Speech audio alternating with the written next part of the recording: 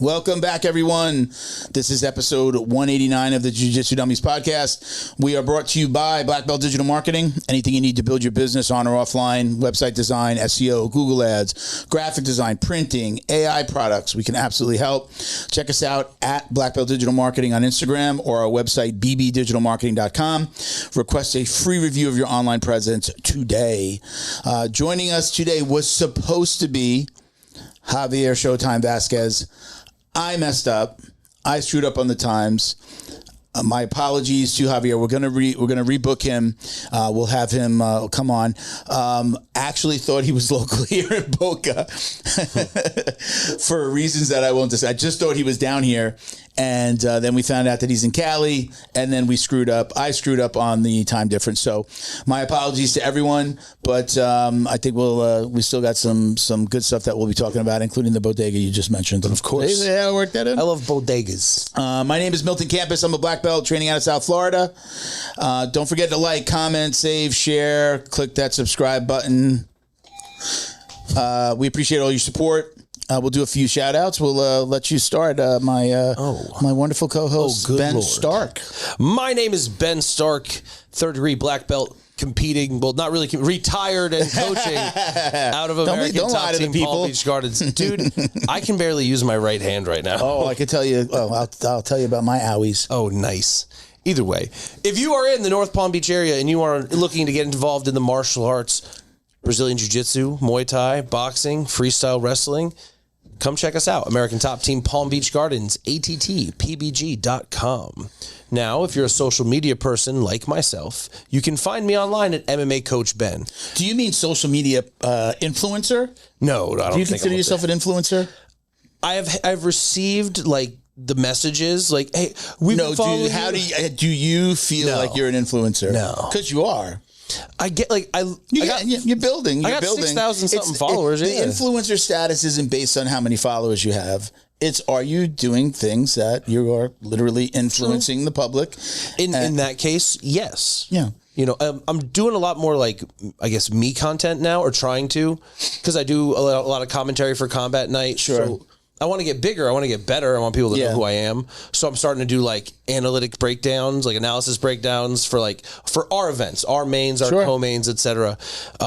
Production's difficult because they're in Orlando. I'm down here, so I got to kind of film and send to them. Sure. And it doesn't always work. My background's fucked up. I'm wearing the wrong shirt. You know, shit but we're learning. So hopefully I'll have a bunch more content like that to be able to put out. An extra sponsor tea in the bag. In the flow and roll bag that we're going to shout out in a little bit. Can we see it? We can't see it. Right? Not to a wide shot. I ruined it. You ruined it. You can't talk because then it switches. But go ahead. So influencer. Follow me. Yeah. I'm a good follow. When I say that you're a great follow, I'm not just saying that. Your stuff is really good. All you have to do, follow MMA Coach Ben on Instagram. YouTube, same handle, right? You teach the way I like to learn. I've said this before, so people that listen to the show regularly, they'll know that I say this. You are a great follow. You teach the way that I like to learn, which is like you're telling step by step. You're showing it step by step. You slow down. You go, this hand is going to go here. The way you teach is the way that I like to learn, and it's also the way that I teach. Like, hey, this hand's got to be here. Note this. You're going to go here. Mm-hmm. You are a really good follow for people that resonates with. I can't watch a video and see a guy doing it really fast and then go, cool. I go, you know what I do with those? Swoop. I'm not going to digest it, so I'm not even going to watch it. Yeah. But I do. And I kind of like, I'm an old school guy. I like making the basics better. The fundamentals better. Mm-hmm. So when I see something that you do, I'm like, I don't do that, right? That's why, if you break it down like that, I go, oh, I don't put my hand there. I see why that would make a difference, So anyway, so you're a great follow.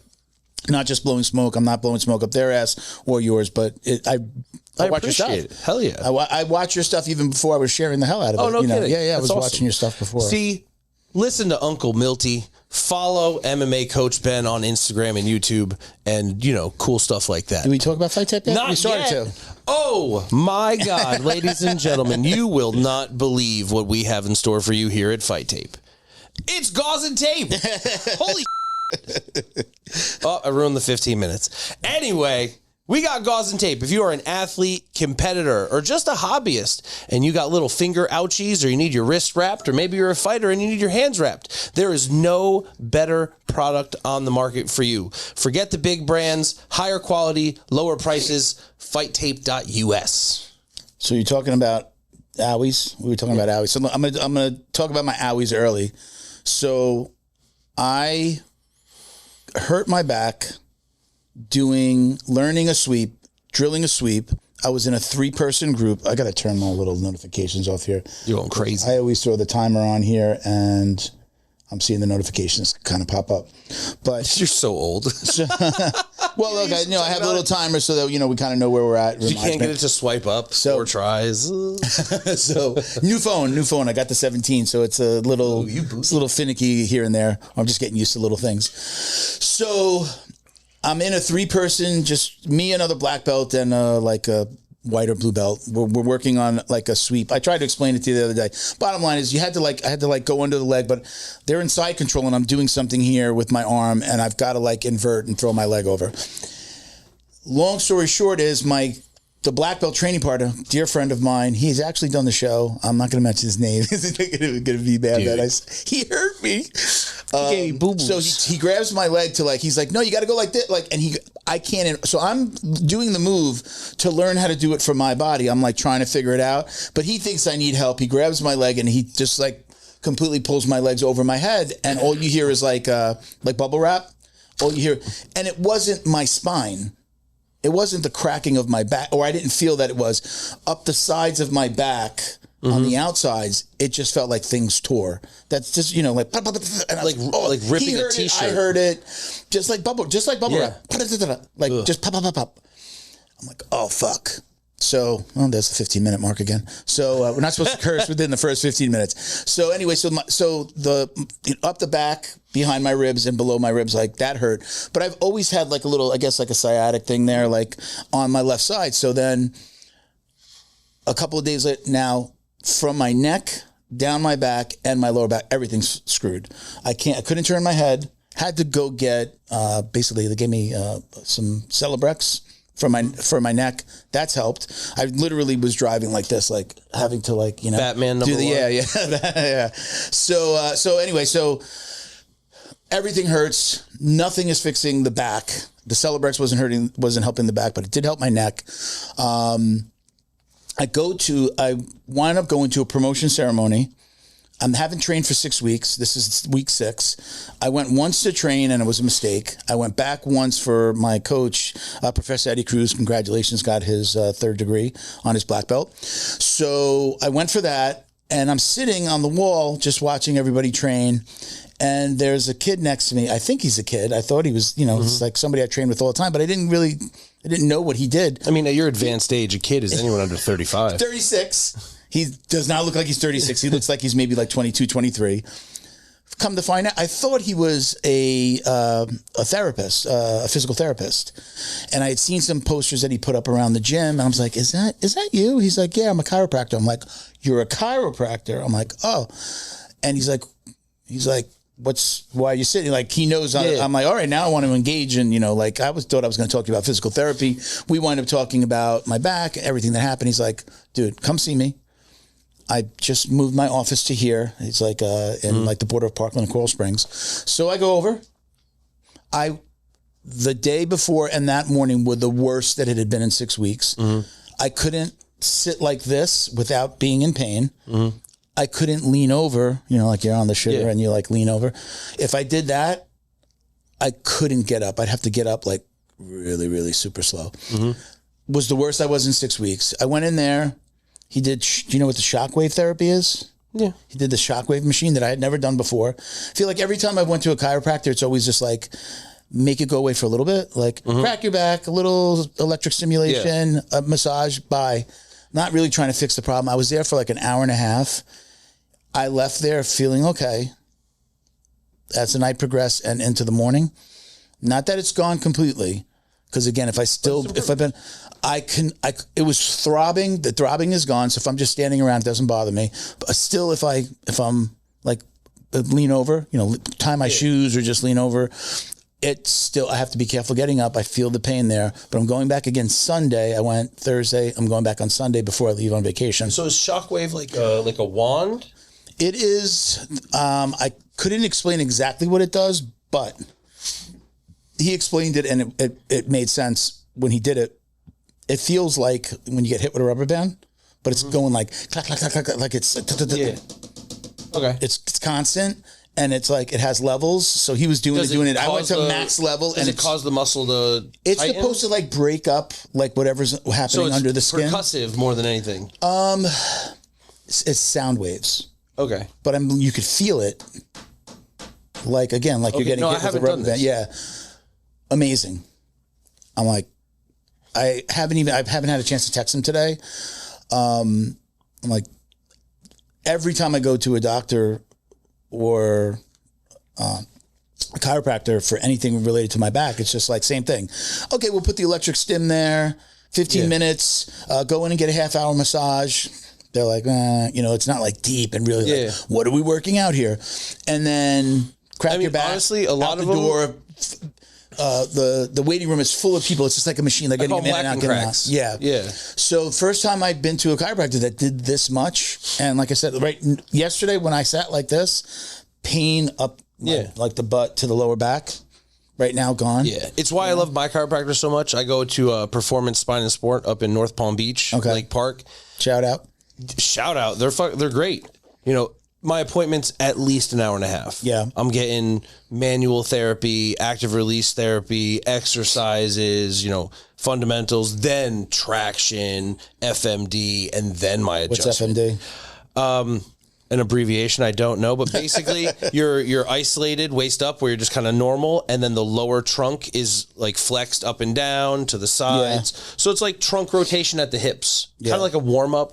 Or something. Let me actually give him a shout out to go on. And it takes forever to find a good chiropractor because so many are just like, come in, sit down, bap, bap, bap, lean on this chair, go. Yeah, yeah. So those guys are no bueno. He did different stretches, massage gun. He had a massage gun, and I'm like, wow, that one was great. And I'm like, he's like, no, because I didn't see the first one that he did. I'm laying down on. He's like. It was like on the rolling. It was like it's a thing. High-end machine. I was like, that was the most amazing massage gun ever. He goes, no, that was that. Yeah. He goes, I used the massage gun later, which still felt great, but it was like on one of those caddies that like the nurses bring into a room like that. I was just like, oh shit, I go because I was telling him like, real deal. What massage gun was that? I want to buy that one, so I have it at home. He's like, no, it was this one. Yeah. So just amazing massage therapy, shockwave, it's the whole like the money's is not in the cure, it's in the therapy or the medicine, the treatment. So I really felt like and he does jiu-jitsu. He's a blue belt. Yeah. Newer in our sport, but still like he understands. So it was nice. So shout out to his name is Dr. Angel Rose. The name of his facility is Art of Core Wellness. He just moved to Coral Springs. Literally giving him some tips on like changing his Google business profile. He's like, he hadn't even done it yet. So he's like new in that area. So Art of Core Wellness with Dr. Angel Rose. If you're in Coral Springs, Parkland, we've got so much MMA around here, right? If you're in the area or outside the area and you want to come in, just check him out. Just go on Google Maps, search for Art of Core Wellness, and you'll find him. So amazing. Can't thank him enough.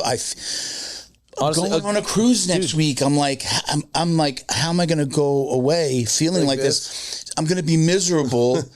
And I swear to God, again, this morning I was just, what's funny is I rolled out of bed quickly without even realizing it. Normally I'm like, okay, there's some pain there. Let me roll out. And, and sometimes my wife, she's kicked me out of she'll push me out of the bed. No shit. So she kind of knows, what? It's just like by default, she knows when I'm getting up, she takes her leg and she just helps me up ever so. It's just, it's not, it used to be a joke. It's not even a joke anymore. And I'm just usually thanks. But she wasn't with me last night. So I got out of bed this morning and I say my wife, it's not my, ongoing situation. My girlfriend.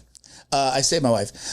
She usually pushes me out of bed. I got out of bed so quick this morning. I was just like, I don't know what it was about my mind or my body realizing like I didn't have pain, that I just rolled right out of bed. I was just like, I got up and I'm like, normally that would have hurt me more, and I would have been like, ugh. I would think every morning your body goes to just wake up and it goes, oh, there's pain, and we stop.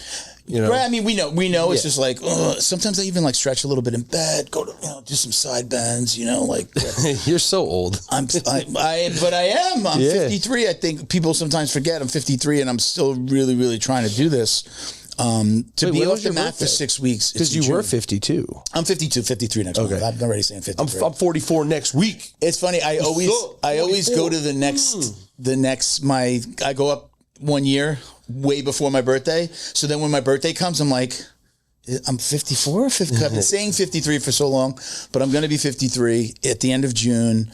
I want to be on the mats, obviously, like we all do. Yeah. I don't do it for... Like, I don't run a gym, but I want to be on the mats for a lot longer.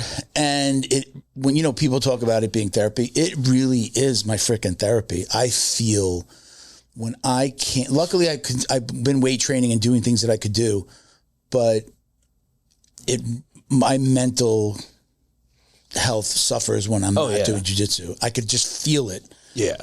I'm not doing that stress dump at the end of the day after a bunch of bullshit. I mean, you get to do it every day. No, I don't. Running the business takes away from having the fun. Oh, for sure. Yeah. Last night was the first time I had 2 rounds last night, which is the first 2 rounds I've done in like 3 weeks, but I've done maybe 4 rounds in 6 weeks.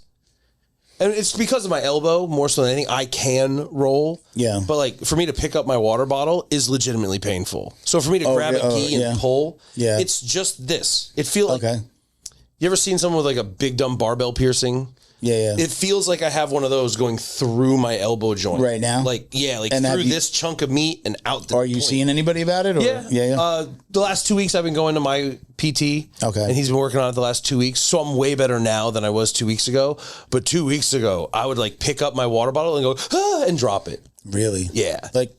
So when you went here, I'm like, right now, I've been told that it's probably a shoulder impingement, but like my biceps hurt.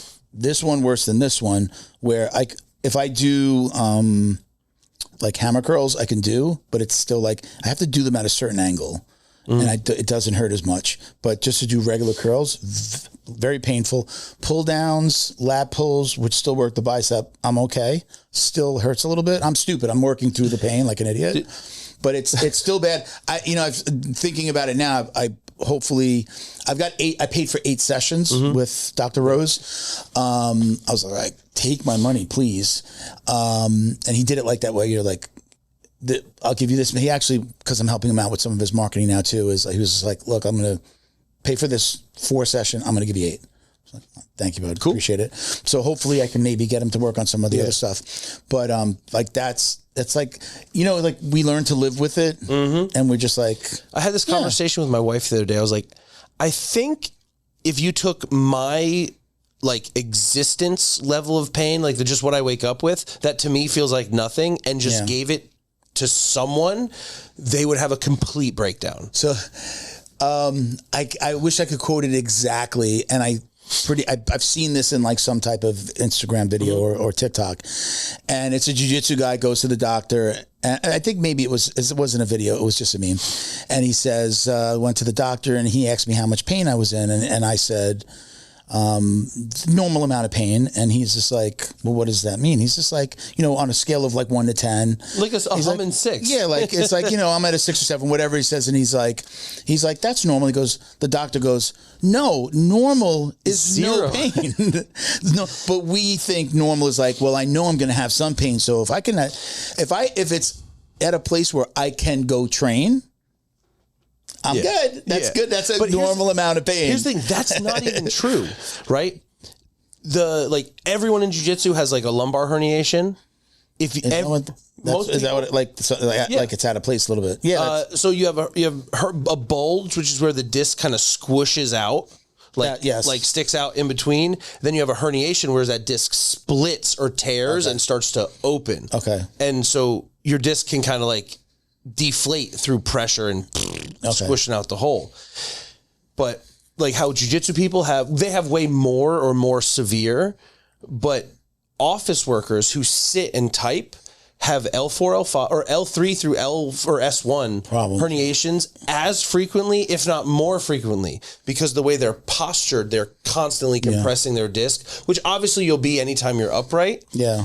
But it's why you saw such a huge push of like ergonomic chairs, like the kneeling. I was just going to say, I sent myself a link from Facebook where I saw a chair where it's actually like, it talks about what you just said. Yeah. And there's like a piece at the bottom where you can like whatever move it and it goes and it pushes you so that you're sitting in the proper position. And then it also has one in the back. So, cause like we do that. I do this. I'm doing it right now. I do this in my chair at work. Like a cheap fix, they say, is a big Bosu ball. Behind you? Like no, just sit on it. Because it's going to force your muscles to engage and settle you. So you're always like uneven. So it's not like you can turn to mush like you can in a chair. I am very appreciative of Dr. Rose. Let's do some of these other shout outs. We can come back to this conversation. So we got a couple of things here. We've got, you mentioned Fight Tape. Did you mention Fight Tape? At fighttape.us. Did we? Yes, sir. Did I cut you off when we went on a whole nother tangent? Good. You can follow us at fighttape.us on Instagram. We're awesome. And you should use our tape and gauze. Great job. Thank you. We're also brought to you by Academy Safe. Got the shirt. You see the logos there. Did you send one of those, the black ones, to me? No. Okay. I have it. I literally have you in my schedule to like do it. I'll probably I'm going to work a little bit on the cruise. Like I enjoy being busy on a deck and working while I'm looking at the ocean. Yeah. Again, we found out this morning. So we're going on Virgin Voyages and they allow you to like bid on upgrading. So they're like, put your card number in. If you get charged, you got the upgrade. I got charged this morning. So we did, our room is now close to double the size and we're in a corner what deck. What do you mean bid? Like it's normal 500. You can go on that. You can throw $100 on it. You don't need to go on. So they'll send you an email and be like upgrade. So you go to you click on the email, you go to their website, and it basically has your room and anything you can upgrade. I did the next upgrade. I did 2 upgrades up, which wound up coming with almost double the size room, and the balcony was from like 40 square feet to 400 square feet. Oh, Jesus. It is a corner. So we bid on this corner. I was like, I would love that to just chill. Yeah. And so you're facing the back of the boat, but you got the corner and the back, which is just fucking great view, right? So we got that this morning. So we're upgrading. I don't know what my initial, what my point was when I went down that road. So we did the upgrade. What were we talking about? I forgot. Upgrading your cruise? No, but right before that, where I started to say I'm going on that I don't mind working. Yeah. So I was trying to say like, go ahead and like remind me because like I tell everybody like I'm going to be away, but I'm going to work a couple hours every day. So like I enjoy what else that. are you going to do? This is why I work remotely and do what I do. Is there's only one kind of work I'm trying to do on the balcony of a cruise ship, my friend. And it doesn't involve my computer. They give you almost every balcony has a hammock. So there's like a hammock off in the corner. So it swings? Yeah. So I'm excited about that. We got an upgrade. We're going next week. But kind of my point there was like, I don't mind working. I usually, if I'm on vacation, I put in 2 hours. I'll try to wake up before everyone else, work 2 hours. On vacation, waking up? But I'm like, I'm on the, I'm drinking a pina colada on my phone and I'm going to share stuff and I'm going to post. True. And, that's the work that I do. So it's not like the worst work in the world. So you're paying for the internet package. Yes, I did. Yeah, that was included. But so we did the upgrade. We found out today that we got it. So I'm excited about that. She's excited about like our room size just pretty much doubled, and then the balcony is just like exponentially bigger. So Academy Safe is a nonprofit. We'll get back to that. Horrible segue. So Academy Safe, I am the founder, executive director. We are a nonprofit whose mission is to clean up martial arts by advocating for background checks, U.S. Center for Safe Sports certifications, and concussion training for coaches and staff members throughout the United States and Canada. Rob from McDojo Life is our executive VP at McDojo Life. If you want to check him out, if you know who he is, he's the guy that's been outing fake black belts and showing the one touch. Those guys are the chi guys, like stop you with their chi. He's been outing those guys forever. Are you saying that's not real? I'm saying that he outs those guys because he thinks it's not real. Because what? I've been training with this guy. Yeah. Seriously, he's a Kyoshu master. And he can just and then you fall over. I mean, it's why we hear so many times that those guys kill people all the time, right? Bro, nonstop. We never hear that though. And here's what's crazy. We never hear that, I can't do it because I'd kill you if I did it. We never hear hey, yeah, that one rogue coach, or he was defending his life and he killed somebody with the one touch. You never hear that. So no, it is bullshit. The thing that blows my mind is they do it without harming them. Like in Muay Thai, if I knock you out, you're probably going to have some head trauma, a concussion. But these guys are just knocking their students out 15 or 20 times in a row, and they give them a little shake, and they're right back. Right? I mean, it's super powerful. If it was... You're such a fucking bullshitter. Just for anybody that's not clear, he's joking. It's, you don't see these guys. I mean, if it was real, you'd have some guy in the octagon that was just trying to doing the one touch, whatever it is. And have you not seen Xena Warrior Princess from back in the day? She had it. I remember. She could go neck, chest, neck. Did she do that? And you had 30 seconds. Did she do that in that show? I didn't watch that show. Xena was a gangster. I was cooler than you, I guess. So you were just driving when I was still 12. How old are you? 44. You're you're 8 years older than you. 9 years. Well, when are you 44? Next Thursday. Oh, really? Yeah. Happy birthday. I won't be here. 44, yeah, I'm 53. So 9. You were 9 years apart. 9. Old ass man. Yeah.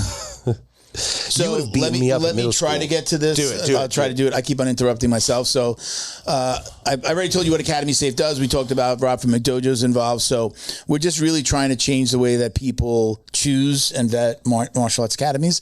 So we need the coaches to sign on, get all their staff members through background checks, Safe Sport, and a few other things. But we also, we're getting to a place where you can search on our directory to find a gym near you. You're moving. You want to find a new gym in your area. We show you what they've done. We've shown you what they've done in that, part of our what we call pillars. So background checks, CPR, first aid, AED, security cameras on premises and things like that. So just go check it out, academysafe.org. We are a nonprofit. We're trying not to charge a lot. If you're somebody that feels like they want to support, but you don't own an academy and you're not a coach, you can donate right there on the website. It's academysafe.org. There's a little donation button there. $5, $500, everything helps. So we appreciate all your support. Again, academysafe.org. And if you're an academy owner or a coach, you don't need your academy owner to start signing on. We'll sign you on. We'll show the academy that you coach at, but we don't need your coach to start the process or your owner to start the process. You can just be a coach and jump on. I'll say this: a lot of the ways we're preaching to the choir here because our listeners are already trained, they're in gyms and such. If your gym is not academy safe, ask your coach why. I don't want to ruin anyone's relationships out here, but realistically, I think we do a really good job of getting the word out. People obviously know about Academy Safe. You're very heavy in the IBJJF community at the moment. You're at all the events. The amount of notoriety you're getting from parents and kids and coaches is really high. So if you're at a school that is not Academy Safe, maybe they don't know. Yeah. Not all of our coaches are the most tech savvy guys. So maybe bring it to their attention. Yeah. And if they still don't do it or don't want to or whatever, maybe consider why that might be. Yeah. The way that I would approach it is along the lines of what you're saying. The way that I would approach it would be just ask, hey, have you heard of Academy Safe? Are you guys background checking your coaches? We're getting into summer camp season. We're posting that okay, everybody's got coaches that just come in or the students come in and are like camp counselors. Anybody over 18 that's on that mat should be vetted as well. Maybe doesn't matter if they're full-time or not. They should be vetted. We're working on a process for that. Something newer for us where we'll say, because they're 18, they're back from, or they're going away to college, they're not going to be a coach. Let's get them through the background check and get them through the Safe Sport two of the most important things that they can have. You're in a summer camp, you're with other people. Maybe we just do those two things. We don't necessarily need them to go through the entire process, because by the time they get through it, they might be, they're going, summer camp's over and they're going, right? Because you maybe have to schedule out the CPR and you don't have a class right away. So we're at least get those guys background check, only over 18, background check, put them through the Safe Sport.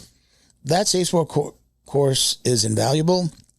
Background check, make sure they didn't do anything stupid, right? And you get to tell your parents that are signing up for the summer camp, hey, all of our coaches are background checked. You don't have to go through the whole, like, we're academy. We're background checked. It's going to be a stick. Once you're accredited, there's a sticker on the door. There's a sticker at the front desk. I don't care where you do it. Great. We want you to do it with us.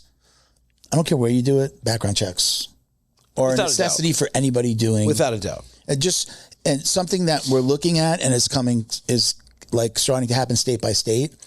There are requirements happening where you have to get fingerprinted, like down here in Florida, like if you want to go to schools and stuff. Like you have to get your fingerprints. You go to the UPS store, you make an appointment, you go in, they do the fingerprints, they send it to the feds. The feds run you through and they let them, actually let you know if you've passed or failed and can pass along that report. Right? Could you imagine you have a pristine record and you find out that someone with the same name as you has been fucking up? Well, the thing, again, it's fingerprints, so it doesn't matter the name, right? True. So, like, if you didn't even put the name on it, but fingerprints, oh, wow, look, those fingerprints were found at a murder, 3 years ago. I don't want to do this anymore. But, like, things like that, we're here to, like, let you guys know when it's going to be time to do that. We're looking at that stuff. We have no, some of the things they renew after 1 year and other things renew after 2. Yeah, so the background check and Safe Sport are both good for 2 years. There's a continuing education course after the first year for Safe Sport, and then every 2 years you'll go through the background check. You're paying us an annual membership. A coach is paying $99. Staff members are paying $75. Most coaches, if not all of them, have paid for their staff. But you said it, I know other coaches have said it, that the benefit here, when somebody comes in and you tell them, hey, yeah, look, Academy Safe, all of our coaches are background check, they're like, everybody says the same thing. They're like, background? Is that a thing? Like, I didn't even think about asking about that. Like, why, like, oh, they don't know. They're not in martial arts yet. They're bringing little Johnny for the first time.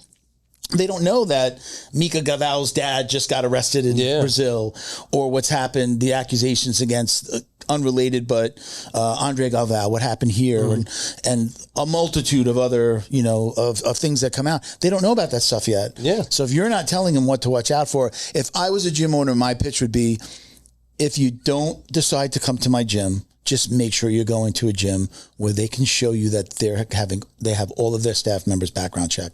Smart, right? Yeah, common sense. Ask them, like, smart, right? Especially... And they're likely going to come back. Especially with the volume of parents that do drop and run. As an academy owner, you work hard to build trust with your students, their parents, and your community. But trust isn't something you claim, it's something you prove and earn.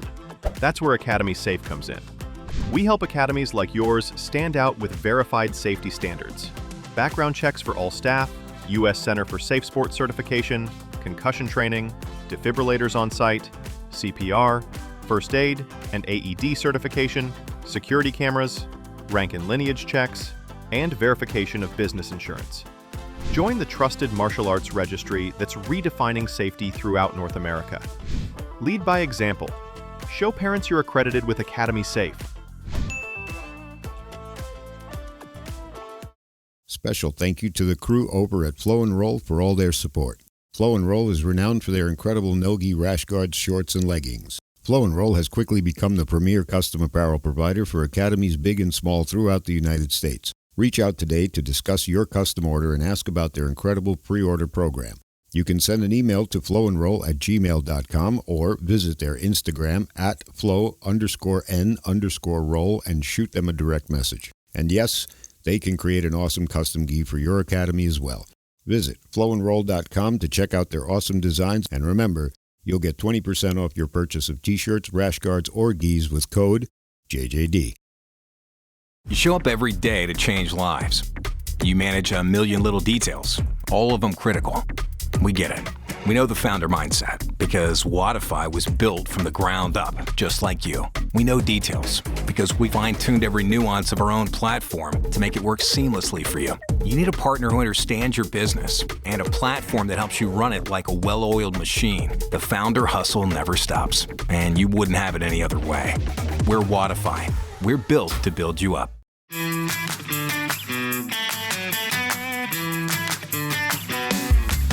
Is your business getting lost online? Black Belt Digital Marketing is a full-service digital marketing agency that helps you get found, get leads, and grow.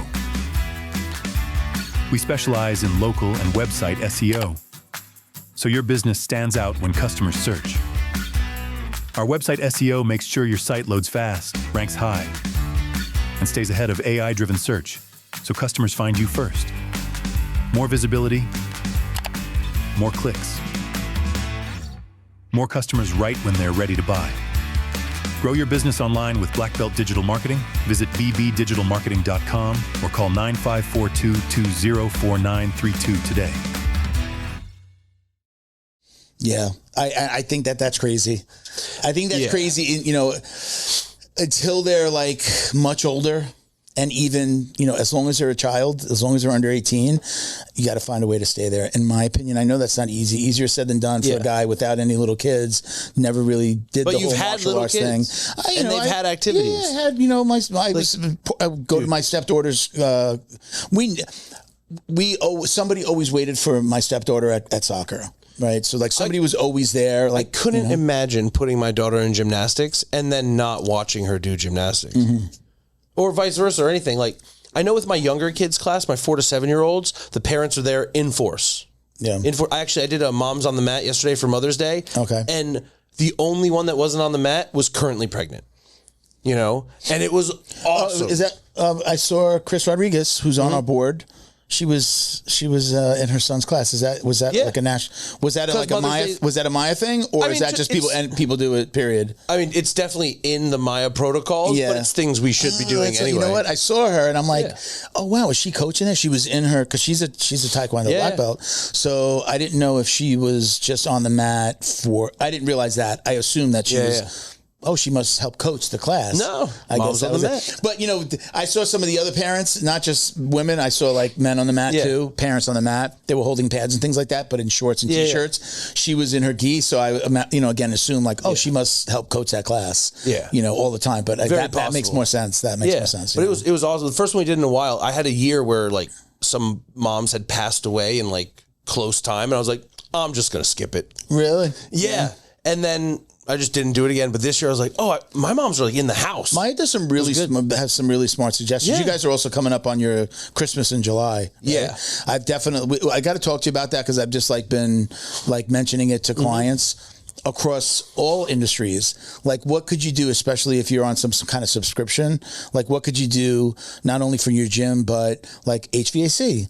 Like, sell a maintenance package, but, you know, Christmas in July, sell it, get a discount. Stuff. Yeah, I think it's really smart. Letting people know. Okay. The big thing, like, with the protocols that we have through, like, Maya and CMA is literally one-on-one contact, making appointments, one-on-one contact, which is not my strongest area. When you say one-on-one content, you're talking about phone, call, like, text? Basically, go through your books, what people would qualify for what deals. Like, who's best suited for what?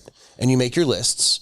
And then you walk up to them and you go, hey, man, we've got this thing coming up. Oh, you're talking about you're doing it with your existing students, not just somebody new up the street. So Christmas in July and the holiday sales at the end of the year are for your students. Oh, I thought it was a way to get. Well, I figured I didn't even consider that. I thought it was just like new sales. The year's biggest sales. Yeah. Hey, man, you've got 6 months left on your thing. You're already a paid in full client or member. You're going to renew in 6 months. You'll save an extra 15% if you renew now. Okay. Oh, okay. Kind of thing. Merry Christmas. Merry Christmas. I still didn't get to academysafe.org. I wanted to give the coupon code out, so we went, again, as always, going off on a tangent. JJDFIVE. JJD5, spell out the number 5. If you do that at checkout, you get a few dollars off your annual membership. I don't know. I've kind of mentioned it, I think, and I might have mentioned it to you offline. We're potentially moving to a new platform.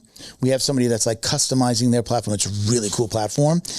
And it's going to have something for we've talked about doing seminars. You've kept on saying like, hey, why don't we do like a Jiu Jitsu dummy seminar? This is it has it already for other sports. We'd be able to go like, hey, 1, 2, let's just say Florida, pick 5 schools up and down Florida. We put that we're going there. Well, obviously talk to the gyms, but the person that will like the attendee could go onto the app or the website and go, I want to go to that one, pay, sign the waiver, do whatever requirements we need. It's all done there. After the event, pays out the coach, the gym, if there was some type of split. So I know like there's a lot of fights in jiu-jitsu specifically where, hey man, there were X amount of, students at this thing. How come where's my cut seems a little off? Yeah. Oh, well, I had my coach and this guy didn't pay and this guy gave cash and this guy owes us. Like, no, just go to the app. Yeah. Even if it's day off, go to the app. I've actually seen seminars on Smooth Comp. Okay. Where you can go and register and pay. Okay. So this app is going to do that. Plus they're customizing it for Academy Safe. So some really good stuff coming. So I had my second call with him this week. We meet every 2 weeks. That was our second call. We got into like, it exists already. So he was showing me like, that you need a document, a waiver sign. Look, we're already doing it for this other sport. Oh, you need this and like setting up seminars. We're already doing that. So it's just like insert jiu-jitsu here for us specifically, like jiu-jitsu. Is that a company that's like coming on as a sponsor or? We're probably going to do some stuff in trade. Like I said, like, I'm helping you, telling you what I need, and I'm also kind of like advising you on the seminar stuff. Just, don't charge us. Don't charge us, but don't charge us. Sports Engine makes money off of us through getting a piece of every background check and safe sport. Says it happy, do that, but don't like charge me for the platform, which is also what Sports Engine does. But anyway, so JJD5 on academysafe.org if you're an academy owner that wants to get set up. Last but not least, because we have a new sponsor, but we're going to go into to Flow and Roll. Flow and Roll. I got my Flow and Roll bag. Can we get this? Where's the lovely bag. Am I going the right way? I'm over there on that one. This is my Flow and Roll bag, right? Very cool. I got 2 of them. I bought 2 of them because I love them so much. I have a third one that's a completely different color. They did like a limited edition bag, but this actually like comes off, right? Cool. You can put your belt rank. And if they ever give you another one of those. Or the flags. They have the flags. I bought these. Oh, okay. I did buy them. I wanted to support. Plus I was getting greedy. I was like, I want to. So they've got for every belt all the way to coral. They can put flags. They have the patches that are flags. So American flag. I think it's American, Brazilian. I don't know. I don't remember what other ones they have, but and you can get your own. It's just kind of like a standard size. So love this bag. Lots of pockets. Like 2 main pockets. I could fit my gi in one, put my belts in the other, water, all that stuff. So love this bag. You can find this bag on their website at flowandroll.com. Check out Flow and Roll. You can see all their custom stuff. We're always talking about their custom stuff. They do their own designs, but if you're a fighter or if you have like an academy and a team, like they'll customize, put your logo on it. Maybe you've got a cool saying or something that you want to put on there, but fully unique design. They're not just taking your stuff and putting it on theirs. They'll do a unique design for you. So like that's a huge thing that they're known for in the the academy community, if you're a gym owner. So check them. They're a client of Black Belt Digital Marketing as well. So we do a lot of the designs, not the designs of the garment, but the social media posts. We take their designs and then throw it on social media. So you can check them out at flow_and_roll.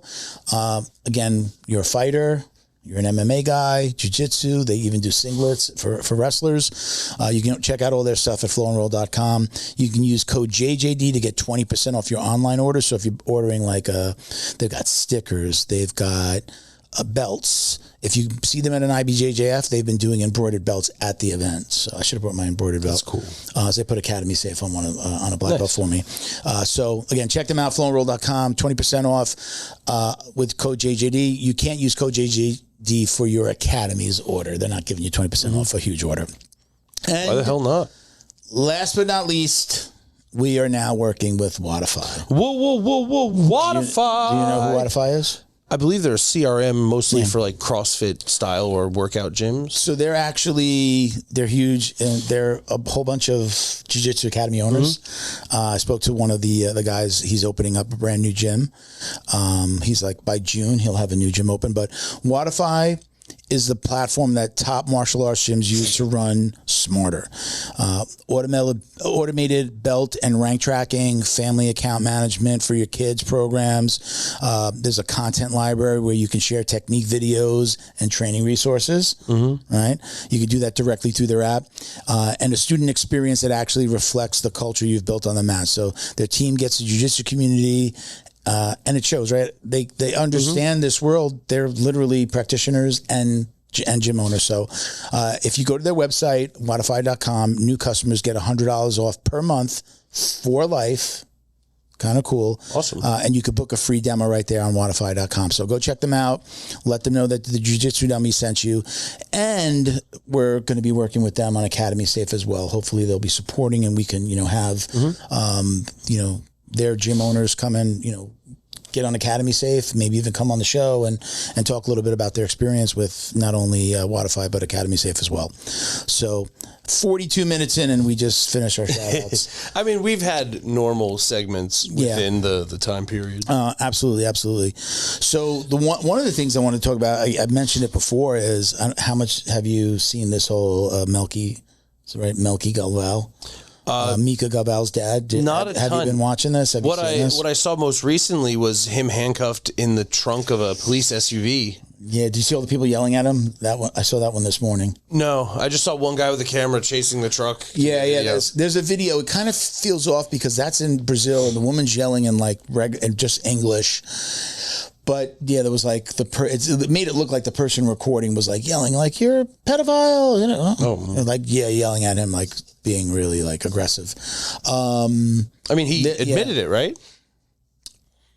From what I saw, he made a statement where he was like, "This is God testing me. This girl was coming on to me." That's an admission of guilt, is it not? Yeah. So I don't know. I didn't hear that. What I've heard was, and I'm hearing the translation, so I'm believing the translation on some popular sites or pages that I follow that I believe have vetted this properly. He got accused, but then he tried to bribe at least one of the families with like partnership in one of their gyms, I think here in Orlando, Florida. So they have him on recording saying like, "I'm so sorry," taking responsibility for what he did, admitting what he did, but then also trying to bribe them. So let's drop this case, and you can be a 30% owner of blah, blah, basically blah. Like 50% owner. You're going to be a partner in this gym. Basically, when she gets her black belt, like stay training. I don't know that he's actually in that school, but stay training at this. I think they were called BJJ College. Right? Stay training at this facility, and you'll get 50% of it when she's a black belt, something along those lines. So, I mean, yeah, which means she has to stay, and then you can go, "Hey, look, she's still here, right? Yeah, come on, guys." Yeah, which chaps. I was talking to Wodify about this yesterday. It does chap my ass when people know when something's gone on. Like, I'm going to say from my own experience. So I'm not talking about all these other gyms where stuff has happened. At my gym, where shit went down. And I'll say morally wrong because it was with adults. Like I said, morally wrong. There were some things that I found out later would be considered illegal where there were children involved. And I've got to clarify that a little bit further. Not like there was molestations or anything like that, but children catching the coach doing something. So it wasn't like, there's no accusations of him touching kids. There are accusations of him making one specific girl feel uncomfortable where she left the gym. But again, all allegations, but where I know them to be true, I have to still say allegations, but I've got like the texts and conversations with people where he was sending dick pics, attempting to like kiss women. This is grown women, what he was accused of. And it's the women in the class that told me this stuff. And because his wife also coached there, the women was like, aren't you leaving? And they're like, if we leave, the gym closes and she's out of a job, and that sucks for her. And not a good enough reason. Yeah. Let me save the gym. Well, you know what? How about you guys help her start her own gym? Tell her that she should leave this asshole and like help her start her own gym, which I believe is eventually going to happen because everybody has their breaking point. Like, how long are you going to let this happen? Like, you can keep molesting me so that your wife has a job. Again, the reasons that I left were when I heard stories about the kids. Again, like just catching him doing other stuff. And I don't want to go into what that other stuff was, but he did not get in trouble for touching little kids. I'm going to make that clear. There were no allegations of that. But kids walking in on him and an employee walking in on him. When it was my birthday weekend, and a bunch of the girls, I was with the guys from my gym, and then a bunch of wives and girlfriends showed up, and they had been drinking, met us at another bar. We were watching the UFC. We're drinking, they're drinking. And they just started telling me everything. Now, I had known stuff. They thought that I was like already leaving because I hadn't been to the gym for a few days, but I wasn't. I'd heard some of this stuff. I was bothered by it. And then one of the women confirmed the stuff about the kids and the girl made to feel uncomfortable and a kid walking in on him. And that's when I was just like, in my mind, I said, I'm not going back. I found another gym. I was at my new gym a week later. My point there was, it still bothers me when people don't leave, when they know. You're telling me you know. The fact that you're there, especially in a women's program where I sat here for years and preached how great my school was because there was a huge female presence, it chaps my ass that you know that you're staying there to help her save her gym, which means you're bringing in more women for him to then prey on. Right. So you're not helping. You're harming. You think you're helping. You think you're helping her. You're helping one person by harming harming other people. Yeah. And if any of my teammates are listening, you know I love you all. I think that you've made a very bad decision. And I mean, I literally have, and he'll know who he is.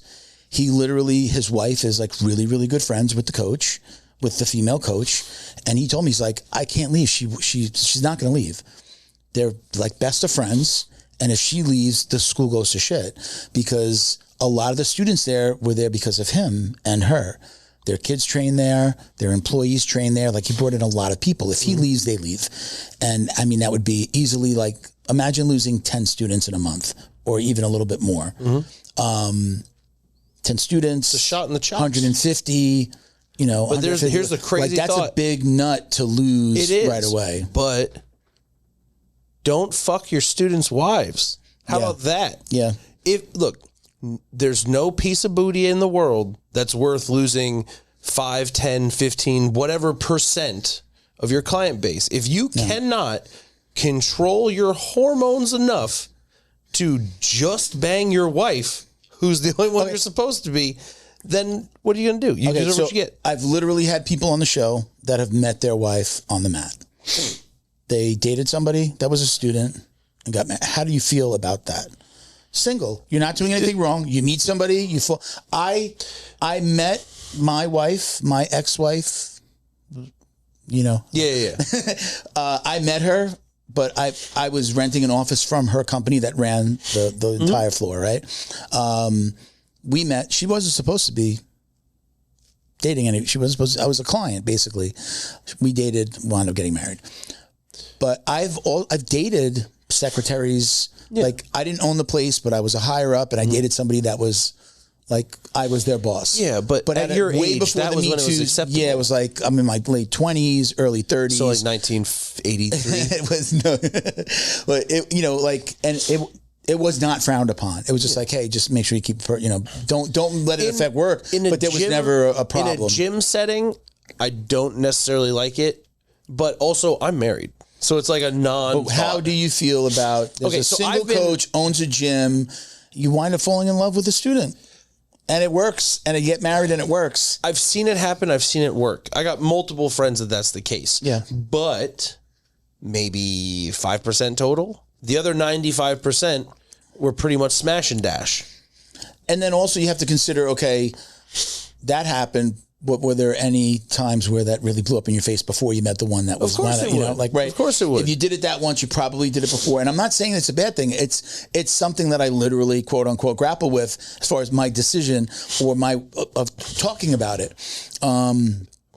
What's his? I got to remember his name. There was we had a guy on the show. And I think we had already had Academy Safe was already a thing, and we talked about it. And I would always ask people about their relationships because mine was rocky because of jiu-jitsu and how much jiu-jitsu took me away from work and jiu-jitsu took me away from my marriage, that it was a problem.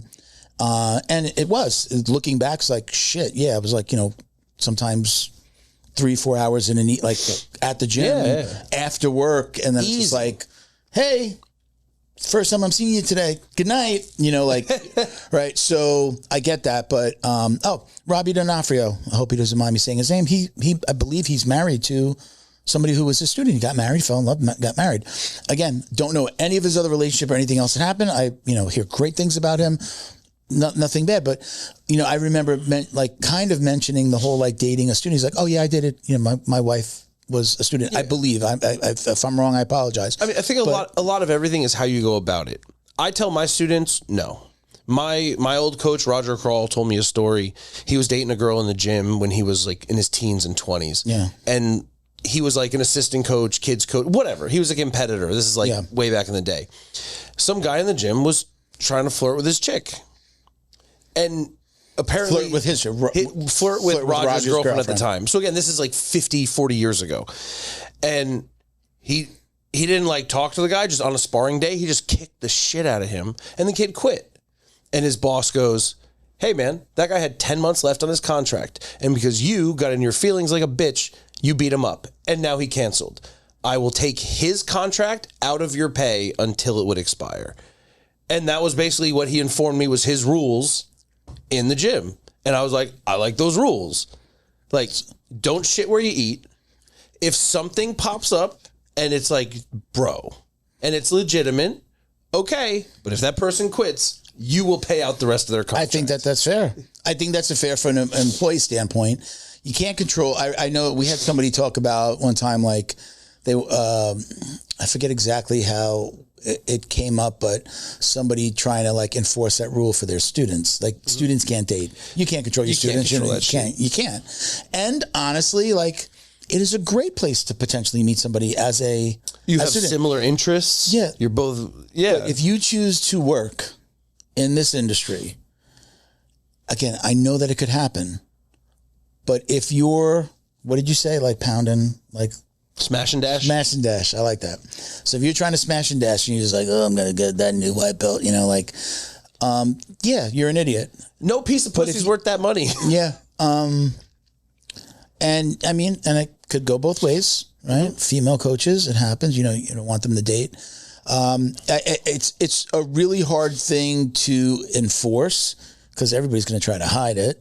But when it becomes a problem, like at any job, you have to. There are a lot of companies and they're not industries, but companies that are you can't, especially if you're in a position of power over that person. That's when it's great, you're dating, and then you break up, and she goes, well, I felt like I was pushed into it, right? Yeah. And look, and rightfully so. I'm not saying then she lies. I'm saying, but what if she really did feel like I kind of got to date him because he's in control, and if I tell him no, I'm going to get fired. I've seen in larger companies where you can't be hey, we're eliminating 2,000 people that you don't even know, but it's not in the same department. You cannot be their boss. You cannot be their underling. Yeah. If you work in AV and you work in, I don't know, data acquisition, cool. You never cross paths.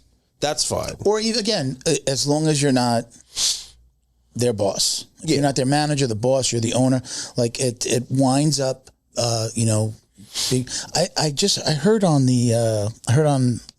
Rogan, Charlie Kirk had interviewed his wife and told her, I don't want to hire you. I'm going by what I just heard on the podcast. So I don't know exactly what was said or exactly how he disclosed it, but he was interviewing her for a job at his, I guess the nonprofit or whatever you would call that. Don't know a lot about him, but he was I'm not going to hire you because I want to date you. Is how they said it on Rogan. And I'm I believe that is a true story. That's completely illegal. That's fucking illegal.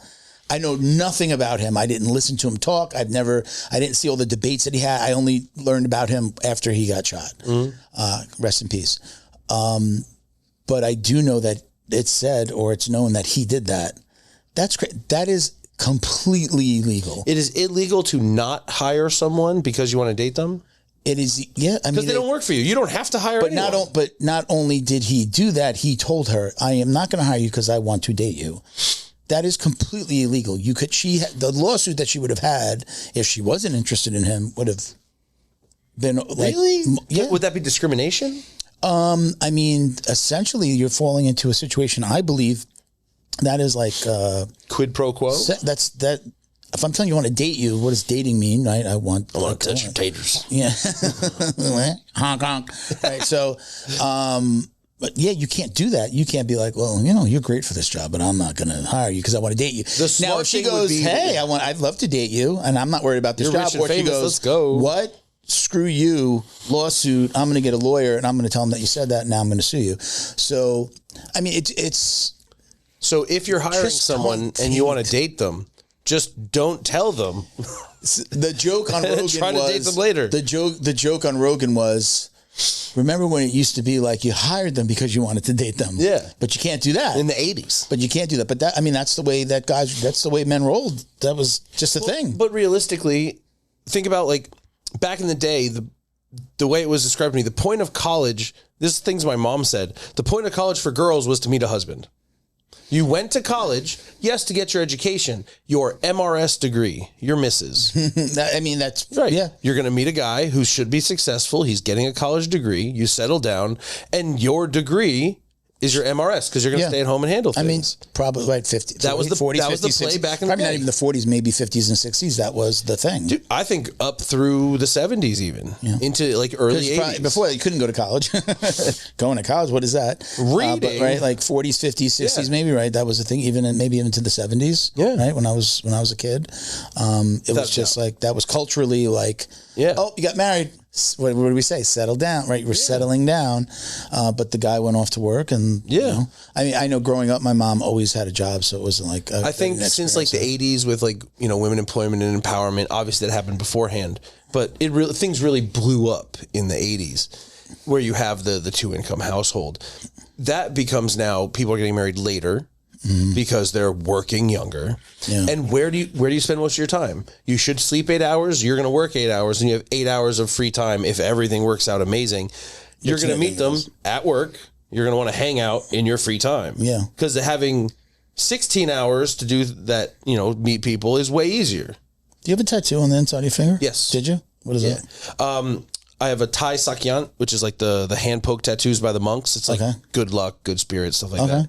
You'll see them regularly. I don't know if it was a shadow or if it was. No, yeah. The ink doesn't stay very well in fingers. Oh, I was going to say. There's no fat. Oh, you got it. Oh, you have it on all of them. Yeah. Oh, it's 5 lines. Okay, and I got them put in between. They're like symbols or writing. It's the monk's language. It's the same thing that I'd have here. Okay. Which is all like hand poke. This is like a warrior's blessing. Is that a regular tattoo or was? That was a stick with 3 needles in the end and. That for 6 hours. Yeah. Really? Wow. With a machine that takes 45 minutes. I was in this dude's room for 6 hours. Tick, tick, tick, tick, tick. Wow. He was the fight choreographer for Ong Bak. Crew O. The movie Ong Bak. Oh, okay. Yeah. He was the fight choreographer for the first one. Really? Yeah, I found that because he was like, "Do you want to watch a movie during tattoo?" And I'm like, "Yeah, sure." And then I love your fucking accents. And then the credits come up, and he's like, "Oh, look, me." And it's like fight choreographer. Oh, like nice. Oh, look, this one me. You had 2 different accents though when you said the first one was more Russian. Which was Russian, yeah. It was. I was like, wait a minute. Hello, welcome. Going back to our initial point, though, we could leave it there. I just don't think that you should be. Your academy is not a Tinder app. Yes, your academy is not a place to be dating. If you're the owner and you start dating, you know that you're putting your academy at risk. Without a doubt. If you're married and doing it, you're just an idiot. Yeah. Literally cheating on, the situation that I was in at my old academy was he was hitting on the wives. We had I'm sorry to go back late. How do you not get jumped? You have to say, exactly. Well, look what happened to Popovich, right? The guy shows up at the gym with a gun. The UFC fighter showed up at the gym with a gun because Popovich was sleeping with his wife. So, they were separated weeks out from divorce. Okay. But this was predicated because that fighter had a UFC embedded way before it was embedded. And they interviewed his wife. And she told the story of how they met. And she said as soon as they started dating, he was like, if anyone messes with you, I'll fucking kill him. Yeah. And then, hey, who doesn't say that? I've trained with this man. He was terrifying. Yeah. I will say this. I sparred with him like twice. He was a great guy in sparring. Yeah. He hurt me. He recognized he hurt me. He talked me through recovering as a much more seasoned fighter. Yeah. He got me back on pace, and when I was good, he beat me up again. Totally, like he's a scary looking dude. I forget his name. Do you remember? Mortifying. Thiago Silva. Thiago Silva. So the first time I met them was terrifying. So I'm showing up. Actually, I think I was leaving from pro practice. Were you going to Popovich's or was the training someplace else? ATT headquarters. Okay. So his wife, Tace, was a world champion at no-gi. Oh, okay. And she was just training. I'm talking to my buddy Chris. She trained with dudes, pretty much not my size. I'm huge. Around 145, 155, her weight-ish. Okay. Right? She popped her knee. Like it was over fucking here. And so my boy Chris just goes, help me move her to the doctor's table in the back. No problem. I got a leg, I got a back, we're carrying her. And I feel like sweat dripping on my head. And I'm like, what's going on? And I hear her yelling in Portuguese, like, hey, blah, blah, blah, blah. And I'm like, okay, what's going on, dude? I have a monster who I've never met before behind me. I'm holding this pretty girl. Was he standing over you? He's like right here, like behind Making my sure head. that nothing inappropriate is happening? I can hear him breathing. And I'm going, Chris, translate. And he's like, don't worry about it. And I'm like, I'm worried about it. Yeah. And we get her to the table. I turn around and I'm eyeballs to his nipple. Like I'm like, Dum. Yeah. And I just sidestep him and go around. And I'm like, hey, dude, you want to translate, bro? And he's like, oh, she's saying, relax. He didn't hurt me. It was someone else. You think she hurt him? Not that you have your hands on his wife. I'm in street clothes with a backpack. We weren't training. Yeah. And so that's all I got to know, man. Wow. I'm good. That's fucking crazy. I mean, if anybody, I don't know that we can throw up. We never addressed that we're in a different studio. Oh yeah, we're in a different room in our same studio. But if you just Google Thiago Silva, former UFC fighter, he's a massive, scary looking dude. I will say, if you're gonna bang somebody's wife, not that one. Make sure it's somebody smaller. Make sure her husband is way smaller than you. Don't do that with a monster. I have to say, because these stories make him sound like a monster. He was a great training partner to me. He was a good guy to me. I don't know anything else about outside. I just know that he showed up with a gun at Popovich's place. He definitely did that. Popovich, but you know what? At that time, I don't know all the ins and outs, but he wound up closing his gym, and he's in Abu Dhabi now. He skated. He went to Abu Dhabi, and he's been there ever since. Yeah. And training, right? Training, doing jiu-jitsu. I don't know if he has an academy there. The sheikh. He got involved with the sheikh school. of Abu Dhabi is his son, who might be the sheikh now. I'm not 100% sure on the lineage, but he's the one who started ADCC. He did a year abroad in LA. Wait, okay, so Popovich. Okay, so the sheikh's son did a year abroad, college. Okay. He went to school in LA. And if I remember correctly, he met some of the Gracies, found jiu-jitsu, fell in love with it, went back to his dad, was like, Dad, we got to do a thing. And Dad goes, you're the son of a sheikh. They got it into the schools, right? So he got it into the schools, right? So they started ADCC. Okay. So ADCC grows and grows and grows, and it's doing well. A long time ago. Right. It's been quite a while. Okay. And I think for the last 12 or 15 years, jiu-jitsu, gi jiu-jitsu has been like the gym class of 6th through 12th grade in the UAE. Boys and girls. I have no clue. I believe it's boys and girls. See girls with the hijab. I've had a bunch of buddies who taught there. Yeah. They all told me if you're not Brazilian, you're going to have a really hard time because the Brazilians will make it very hard for you. Really? You need to, one of my buddies, he's married to a Brazilian woman. He speaks perfect Portuguese because of that. So he's like, I went under the radar, but we had dudes from Scotland, Ireland, and they would get pushed out. Just beat up on no, training? Basically this job is not for you. They're controlling the... They would just bully them a little bit until they're like, it ain't worth it, and they'd bail. I don't know if that's still the case. It's been many, many, many years since I've spoken to anyone about it, but that's how it was probably 10 or 12 years ago. That's crazy. Yeah, because I was looking into it. I thought it'd be a great job. So how does Popovich fit into this? So Popovich leaves? So the Sheikh would bring over high-level guys all the time to train with his son or to train his son. Apparently, this is all obviously secondhand knowledge. I did not go. They'd come, they live in the palace, and when the kid wants to train, when the son wants to train, he's like, 10 o'clock, and you go and train him. And if he wants to train at midnight, you go and train him at midnight. Okay, all right. So he was like... So you are an on-call coach. You're making stupid money. You're living in a palace. Don't touch the harem. Go about your business. Jesus. Kind of thing. And I don't know how accurate that is. But again, secondhand stories. You know? So from what I understand, he's just out there chilling in the palace, teaching him, or at least he was. Again, he's been gone quite a while. My gym's been open 11 years, and he's been gone longer than we've been open. So who knows? Wow. Yeah, I mean, you know, that was like the fight sports guys were training at Popovich's before there was a... Yeah, Wagner was Popovich's pride student. They were the Avengers. They called themselves the Avengers and went out to the IBJJF to the competitions. So right? Cyborg used to train there? I think like I don't think it was his permanent home, but they would go and that's where he met Wagner. I remember because Popovich was ATT for a long time and then broke off and did his own thing. I knew that I saw the news about Thiago Silva and Popovich. But one of my original training partner or co-host and training partners was trained at Popovich's and was actually promoted to purple belt by Wagner there. So when we had Wagner, and I think he was there. I was like, make sure you're here. But it was I knew of the story and I knew kind of some of the kind of inside things and the Avengers and like, you know, he told me about a lot of the stuff that was happening there. I remember when the Avengers came around. Those conversations is what started this podcast. Me going out with his name's Junior. Me going out with Junior and another buddy of mine, Mauricio, that we all trained together.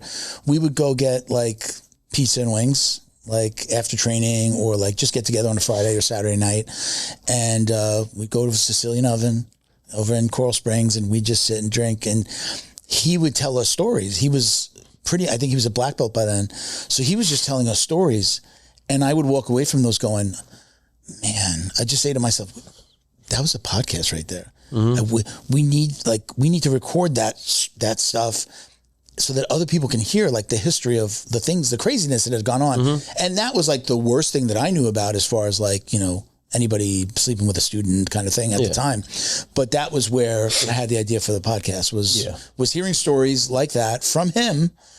And he would just like, I mean, the stuff that he was a black belt, he was training forever and just like telling me something was like, this is crazy. And then I was like, guys, I have an idea. And I told the wife, she was like, you can record it. I was surprised that my wife bought in. We started recording at her office. And I was just like, okay, that's awesome. Let's do it. And Jiu Jitsu Dummies was born. So that's literally because of the Popovich stories and the stuff that Junior was telling us around that time was what led to this happening. I think that's how most podcasts kind of start. Like the first podcast I did was live from Bangkok, where we just talked about Southeast Asian MMA. And it was literally myself on a chair like this and my two buddies on a couch over there and one guy with a camera. Yeah. And just bullshit. We called it a round table in the beginning. It was 5 of us from my school. There were 5. We had one female blue belt at the time. Everybody else was like, you know, we had, I think, we were blue, purple, black was represented. We didn't have a brown belts at the time. I was still a purple belt when we started this. And it was just like, I just want to sit around and talk about jiu-jitsu. It wasn't about money. I had a great freaking job. I was making 6 figures. I didn't have to do this.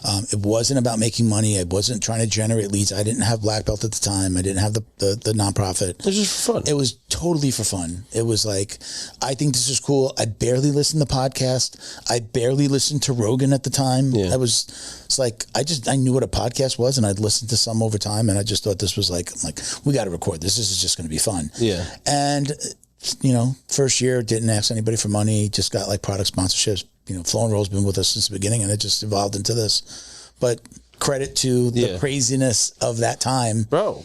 To, you know, led to this. I can only imagine how wild West it was before my time. The stories that I've heard from people that were around during that time,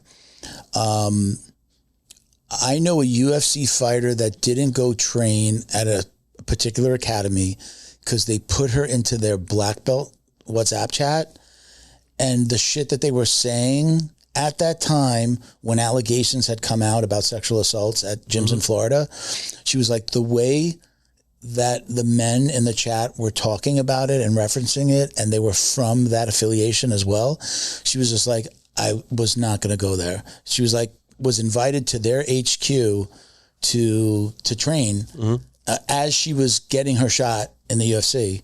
And she was just like, I couldn't do it. She's like, it was just disgusting. The thing that these men, the jokes that they were making about these young girls, about being underage and, you know, like, oh, young girls being hot. And like, it was, she goes, it was disgusting. The story that was in the New York Times? I'll tell you. When I tell you, you'll be like, oh, it makes sense. Who, what affiliation and the fighter.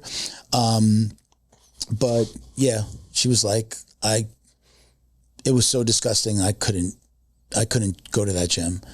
And she stuck with still within that affiliation, but a different gym.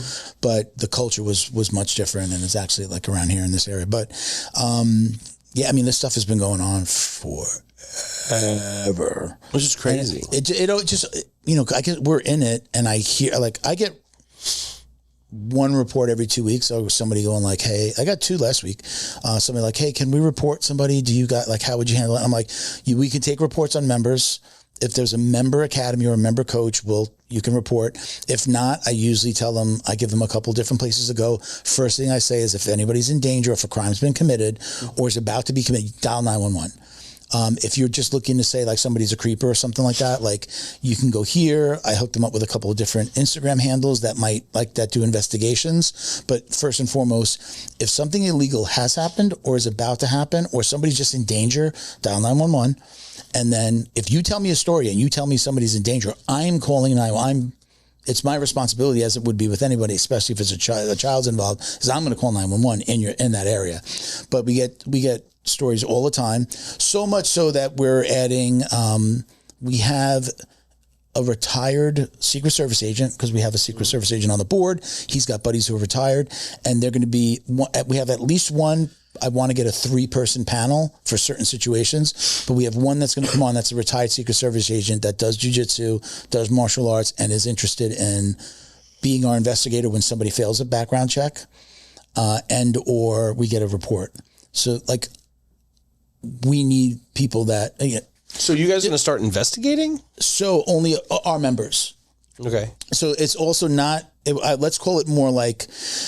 We would be fact-finding to see if we would let somebody become a member. So, like, if we have a situation where somebody fails a background check and it happened 30 years ago, 20 years ago, and it's just like, that guy was 19 when that happened, and it was like this, and that, and the circumstances were like, didn't involve a kid, wasn't domestic, drunk driving, got into it with a cop, or pulled away from a cop, and now the cop's like, assault charge because you pulled, right? You know, and that's what happens. And even, you know, our Secret Service agent says that, because that can happen. They just, you know, you pile on charges, but why were they there? I'm less concerned. Okay, you hit a cop. It's horrible. 30 years ago, you hit a cop, but why was that? Why were you engaged with that cop? Did that cop show up at your house and you had just beat your wife and he's trying to arrest you, and then she drops the charges, again, 20, 30 years ago when they wouldn't place the charges themselves, like the wife drops the charges, but then the cop still hits you with an assault. Was that why they were there?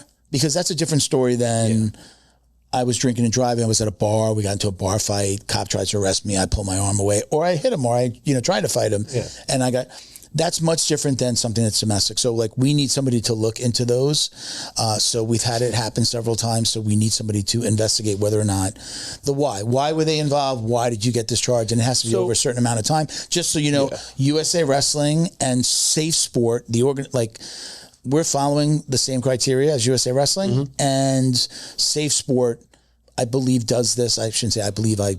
We've looked into it, and if it's over 10 years, they will investigate on whether or not you can become a Safe Sport coach. Remember, they're involved with Olympic sports. So if like USA Wrestling, USA Judo, USA Taekwondo, if you had a problem and you were trying to get through it, they use the same background check company as us. If they went through the process and the background check came up failed, they would investigate and go, all right, this was 20 years ago and it was a DUI or like a possession charge and you got into it with the cop and they, all right, non-domestic, non-child, non-sexual, all right, we're going to pass you. So we have to have that. We have to have a similar process. So we're the newer organization, but we're going to have those processes in place, but we're going to have somebody that understands it. And one of the reasons I love the Secret Service guys is because they're heavily involved with the National Center for Missing and Exploited Children, and they do a lot of stuff with human trafficking. Mm-hmm. So they understand this space. You know, when you're talking about a child or, a woman has been sexually assaulted. So we're hoping that we get these guys to come aboard. Sorry to bore you. No, you're good. So I don't sleep a lot. Yeah. So we're trying to do that so that when somebody does, if they report a member, we would investigate. We can't press charges, but we can say we find that there's validity in these things, and we're going to drop you as a member. Maybe that's what it is. Or holy shit, the police need to be notified, and we report it. And then again, if it's an outside member, right now we're like, you need to go to these places or report it to the police. They're not a member. We can't do anything. And what are we going to investigate? Now you're talking about dollars and time and a lot, so we're going to stay in our space for now, but we do want to be able to take those complaints in the future, whether they're a member or not, and then at least get them to the right organization, the right authorities, who should we be bringing this to? So we're getting there. It's, it's slow and steady, but we're going to. Do you know how many gyms we have on Academy Save at the moment? So we have 223 coaches. That's awesome. Very cool. When you think about like almost all of that has been organic, word of mouth, social media, it's kind of cool. Has the Google thing popped yet? We're getting traction, but it's difficult because there are very specific rules that you have to follow with a grant campaign. So it's just kind of like, for instance, just in short, like if we have a Find an Academy ad, if you're an academy in that area, we're not going to appear above you. They get treated. They get that spot. We might not even show in that market because they got advertisers. So a grant campaign is not going to come and take that traffic away. So it's kind of like impression wise, how many times our ads are seen it's difficult to get it going. But like our Find an Academy ad is our best ad. But we also want, academy owners to find us. What are they finding us for? And then also we can run donation ads as well. So I'm literally dialing that in weekly, trying to get more and more out of it. But 223 coaches. I would say, I believe, I'm gonna give it a ballpark because I'm not the guy doing the onboarding, so I don't always have the numbers like in my head. But I get from the onboarding team. We have over 50 academies, right? And then there's probably under 20 of them that are fully accredited. Now you go, oh my God, only 20 fully accredited? We're talking about a whole bunch of those academies have like one thing from one coach that hasn't been done yet. So I totally understand. That happened to you. So like CPR. Well, they got signed on, they got a new coach on, and the CPR class is in for 2 months. Well, they're on. The beauty of it is you can go to their page and see everything that's done. And you can, if there's a red flag, there'll be a red flag, but it might just say, this is the one thing from one coach out of 10 that's still due. We're not going to fully accredit you, but you have the page. People will find you and can go, oh, background checks, and still choose you, right? It's the getting the stickers for the door and it's showing this, they're fully accredited. So we show the process when your expiration dates are. So like your background check is good for 2 years from this date to this date. Your safe sport is this date to this date. Your CPR this date to this date, right? So even your business license, we're starting to check. We've done business insurance. We've added in business license. So like on renewals, we'll do that with the ones that didn't have it already. It's kind of like CPR first aid AED is one line item. Business insurance and license is going to be one line item. Business like what? Your Sunbiz? Yeah, like your local register. Like are you registered with your local government to have a business license? Everybody has a business license. Something. So it's usually like city, county, state. Like send us that you're registered with your locale. So it could just be one thing. It's usually, honestly, it's the AD and the CPR. The AD because it's like, hey, it's $800. I've seen you guys get it for $550 on the website that we tell them to go to, admarket.com. You can get them refurbished. So my gym got it at $550 with the pads. We have a Vive, A-V-I-V-E, where you can get the $2,500 model, and it's the digital, it's the app. Cool. It looks like an iPhone. It's great for if you're an affiliate owner and you want to like a Gracie Baja, I would say, that's really super involved with their locations, and you can have an AD in their facility, even if they buy it, but it can be part of your platform where you can check and see, it's not charged. Hey, your AD is in charge. Why not? Or your AD was fired yesterday. You used it. What the F happened? Yeah. Why did some accident, misreported, or somebody was having a heart attack and you used it? We want to know. So if you're an affiliate, the head of affiliate, your HQ, and you want to be involved, or you are hey, I need to know, or you bought the AD and you want to know, those can be tracked via an app, and the guy at the top can see everything about that AD, and they tout it being, because it's portable, obviously, but hey, bring it to your IBJJF event. You're the coach, bring your AD with you. What if you need it, right? Yeah, that facility may have one, but you can have one readily available. You can have it with you. And again, they could track it and know where it is.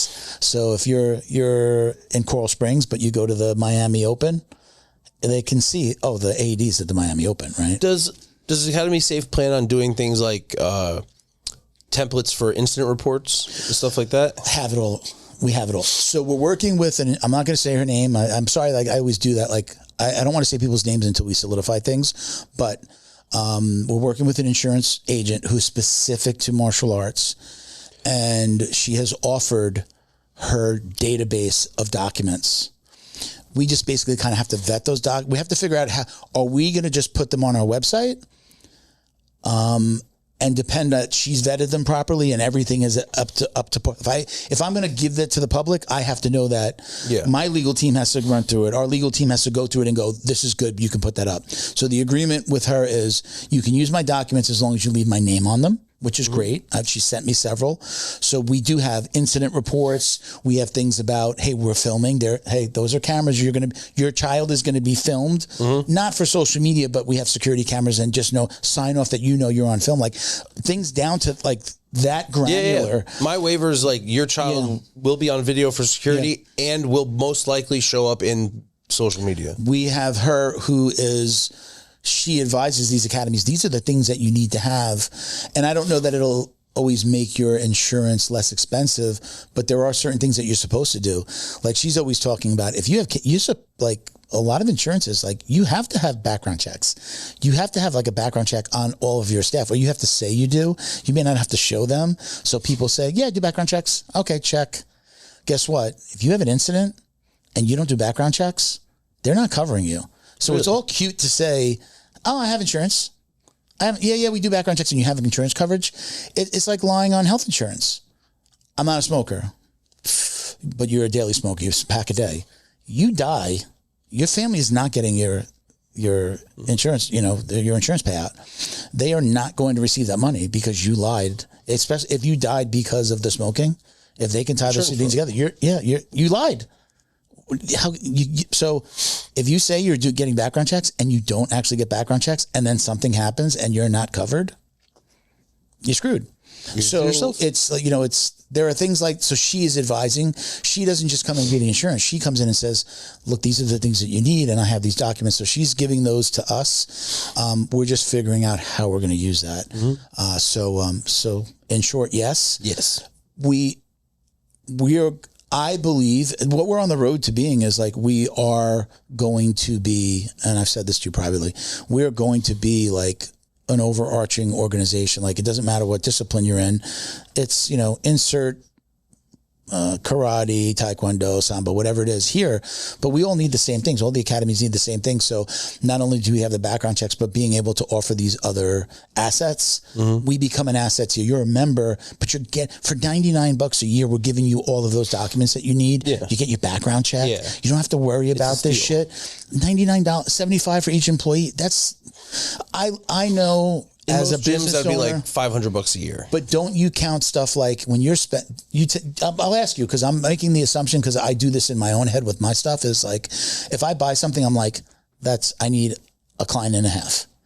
2 clients pays for that for the year. Like, I think like that. So do you think like that with students? Like, I think like that with like wages or like goal points. I need to have this many students to pay for that person. If I want to make X amount of dollars, I need 35 more students for that to be a regular reoccurring happening. But like, if you're going to, so like if you were going to hire somebody, like you say, like, it's going to cost me this. If I'm going to hire a program manager at $3,500 a month, that person needs to be able to sign up at least $4,500 a month worth of people. Sure. So that's the way I think. And I know that gym owners think like that. So roll that back to $99 a year to get all these stuff. Now, I know we're not going to be $99 forever. Mm-hmm. As we start adding stuff, it'll either be like, these are program packages, you have access to certain things. Again, going back to the company that we're working with, that whole thing is going to be embedded in our website, and we are going to wind up having the entire experience embedded in our site, where right now you have to leave to go to Sports Engine. Mm-hmm. You won't have to leave to go to Sports Engine. Speaking of which, I'm due for renewal in September. Since it's just 1 year and we just have to redo some classes, like, how do we, like, do we find out, or do I have to wait till September? Can I do it now and just go right through? The renewal side? Yeah. Well, you should be the renewal is the background check, the Safe Sport, the recurring. Yeah. Those are the things.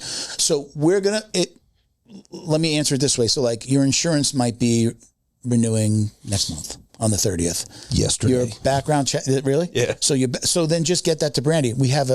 Tell her, you can actually help us with this. Tell her, hey, Milton said to have you send me the upload link. So you can upload your documents on the website now so you don't have to email until we want it that way, because it'll also get stored in the website. So get the uploaded. I could probably share it with you before we leave here today. And then you'll upload your document, and it'll notify Brandy that you have your document. So it's just like, you can't just do everything at once. We have a spreadsheet that reminds us when you're expiring. Mm-hmm. So 30 to 60 days out, it's telling us your insurance is coming up. So we're telling you, that might be months before your Safe Sport is due, and months before. So what I'm saying is, my Safe Sport will most likely be due in September. If I do Safe Sport in June, does that cover me, or do I need to wait? It's not even open for you. You can't just go in and do it. I'd have to wait for it to expire for me to do it again. Safe Sport will tell you, hey, you're continuing at as due.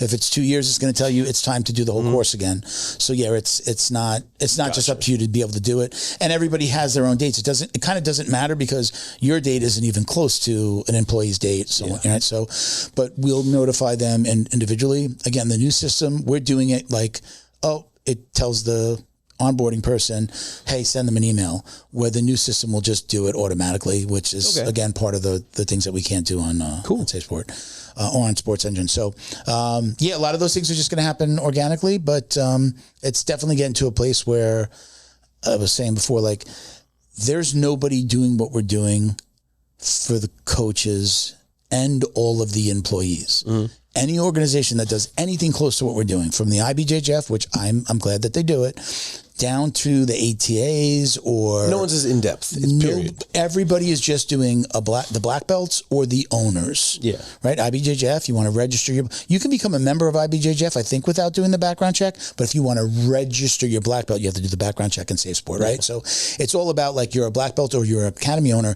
What about the staff members? It's okay, great. You're a good person, or you haven't been caught doing anything stupid, but your employees can come and go. Yeah. That's the difference with what we're doing. It's everyone. If you have somebody, you're hiring somebody that's going to be around our kids, our wives, boys, girls, men, right? You're going to have them around my students or our students. You should have them. Everybody should be checked. So, again, it's the first time anybody's doing it to that level, where it's also, and then it's also like, nobody's checking insurance. Nobody's checking the CPR. Nobody's checking for ADs. Just nobody. There is nobody that is doing that. you're required to do it by your local government, or, like, again, AEDs are a requirement just about everywhere. Yeah. Nobody has an AED. You got your first AED. Yeah. Because of this. Yeah. My gym got their first AED because of this. My coach, one of the coaches at my school, one of the owners said they would come in here every year and cite me for not having an AED, but there was no penalty. Yeah.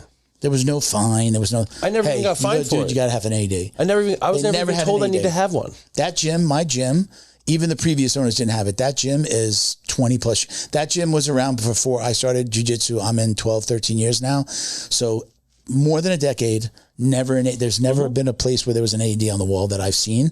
And when I started going there, they were like, yeah, we got to get it. And he was the one that gave us AEDmarket.com because his wife had, right when they were doing this, his wife works at a church, and she had to buy an AED for the church. And he's just like, oh, my wife gave me this link because I'm looking at your Aviv, and it's like pretty expensive.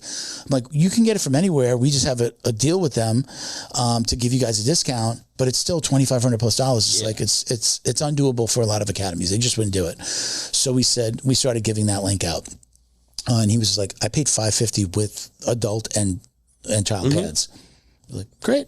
Perfect. Keep it charged. It's there, right? They wound up buying first aid kits. So like, it's like AD first aid kits, like all the stuff. It's beautiful. Like, it made them think, like, we don't have a first aid kit here. Let's get one. So it just kind of gets, hey, these are things that are beneficial. You're an owner, right? Somebody walks in and like they see an AED, they don't even realize that they're supposed to be thinking about this, but they see it in your facility. When they go to the next one, they're like, no AED. I keep mine behind the desk. Like the background check. It's a good idea to. Oh, you don't have it up? Like, put it up. Yeah, it's behind our desk. It's on like a cubby, just there. No, put visibly. That's the selling point for you. True. Like I don't know exactly how your facility is laid out, but as close to when they open the door, they should see your, obviously your logo on the door, but your Academy Safe, they should be opening the door going, what is that? Then one at the front desk. My Academy Safe sticker is right next to the handle. I'm actually, we're not giving them out to everybody. I have it on my list. I'm going to send it to you. I promise you. We have a flag. I'm going to give you a flag. We designed an Academy Safe flag. I have it in my gym. I don't know if you've seen pictures of me. I'm standing by it in my gym. I'm going to send you one. I have it like on a list of things that I have to give that I have to order for people. Pretty simple. I just said, that's like an easy one to send. And I know that you needed the t-shirt, but, like those things are super, like it should be very visual. The AED should be someplace where people can. Yeah, I just have the box. Remember what you're doing. You're giving them something to look at, and if they're trying to vet you or figure out where they're going to send little Johnny, they're going to go to the next guy and go, no AED. Do you guys do background checks? Yeah, honey. I wish I could. We're not coming. I wish there was a way to like follow up with some people that like come and never come back. Did you go to another school? Did you ask about background checks? Did you remember? Text. I was saying over the years, like obviously, yes, I can, but just very labor intensive. Like I think about how much bullshit email I get regularly and how useful like the surveys would be for the companies now that I'm like, because I want to do exit surveys. Like if someone doesn't renew, quits. Why didn't you renew? Yeah. Like tell us why. That's easy. Those are I just don't think anyone will fill them out. You know what though? So like marketing hat on, it's not just about gathering all the data. It's being able to say that person goes, well, kind of we decided not to do it. We were just waiting. That lead, you're reactivating that lead. So that's a good thing. Yes, you want the data. I agree with that. That's a good thing. But the people that do answer it and are honest, you can be like, oh, maybe there's somebody that goes before you even Academy Safe. They go, well, we weren't sure. You didn't have background checks or whatever. They might say something. You'd be like, oh, no, we actually do that now. Let me show you. And look, there's an AED on the wall. Here's our background checks. Look, we're on Academy Safe. Or honestly, to reactivate them, be like, hey, we just wanted to let you know. Well, like find out why they didn't come, but hey, just wanted to let you know that we're also Academy Safe now, and then like use that. Anybody with kids, especially if they know what's going on in martial arts, specifically jiu-jitsu, they're going to look at that and go, that's a good idea. Background checks, right? People don't know what they don't know. And if they come in and ask if they're asking just about price, which is typical, if they come in and you're telling them, listen, This is what it costs. But I'm assuming that you might be going to some other academies and checking other people out. This is a quick checklist of things. Maybe you hand them a piece of paper that says your logo and like how to vet an academy. Like you're giving them the information and say, you should be asking these are the things, the reasons, or these are the questions you should be asking a coach. Are you background checked, or all of your coaches background checked? Do you have insurance? Do you have an AED? Can I see those things? Would you share? Is it on the wall? Right? These are the things you should be looking for. Again, AED and an accreditation sticker from us on the wall. People know who we are. Now, the members of Academy Safe can get their copies of their background checks from if they request it. Yeah. If they request it, we'll tell. If somebody fails, we're telling. Like if somebody fails, but then we vet and then pass them. We would have let you know. We would let you know.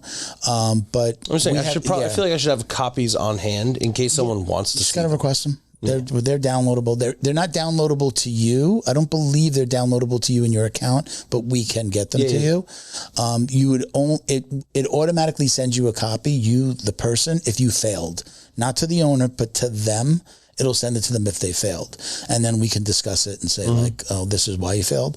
Oh, but nobody's going to go, oh, I didn't know that sexual assault was on my record, right? It's usually DUI. I got arrested? Well, we're looking for felonies and we're looking for domestic sexual assault and things like that. But you could fail because you, again, assaulted somebody. And I've never assaulted anybody. I find that hard to believe. Outside of a sporting engagement, I've never assaulted anyone. All right, let's start to wrap this up. Appreciate you as always. Just quick shout outs to Wodify. Thank you for coming aboard. Flow and Roll, again, been with us. This is May is our 7-year anniversary. You've been with us for a couple of years now. Yeah, man. Jiu Jitsu Dummies has been around for 7 years.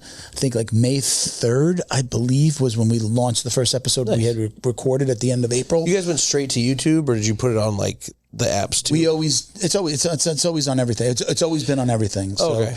You have a host, you have a podcast host for the sound.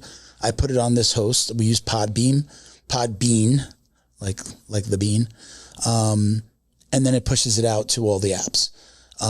We uploaded the video to YouTube, to YouTube, but it also, so if anybody ever looks and goes, oh wow, there's 2 of the same episode, the longer thumbnail is the YouTube video. Yeah. The smaller one where it's just us in a square in the middle is just the sound. Yeah. YouTube had, they took podcasts away from the Google Play Store and they put them on YouTube. So that's how, like, if you're going to listen to podcasts on YouTube, you could just get the podcast. Gotcha. And just get the sound, right?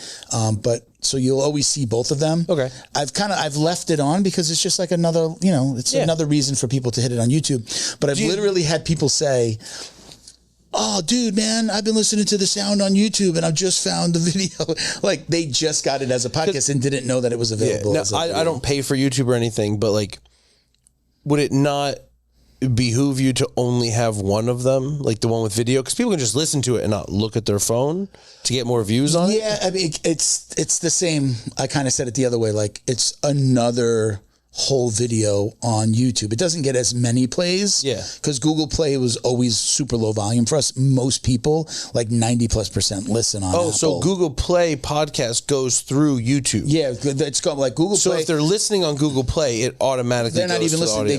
They took podcasts off of Google Play. Oh, okay. You're on YouTube. Gotcha. You can just listen to the podcast audio, and our platform pushes it out, and then it also, I've gone back and forth on it. It was off for quite some time, and then I was just like, I see the benefit. Yeah. With the guy that's like, for some reason, just hates Apple. He's an audio guy, whatever. But he's in his car. He can turn it on and not have the video playing. Yeah. And not be distracted driving, and still listen to us on YouTube. So it's valuable in that regard. So, I've just left it on, and it does it automatically. So when I put the sound out, it just pushes it out to all the platforms. Gotcha. YouTube is where most people are consuming the podcast.